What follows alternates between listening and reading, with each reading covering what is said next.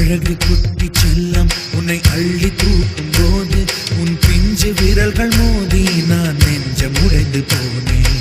ஆளை கடத்தி போகும் உன் கண்ண குழியின் சிரிப்பில் விரும்பி மாட்டிக்கொண்டு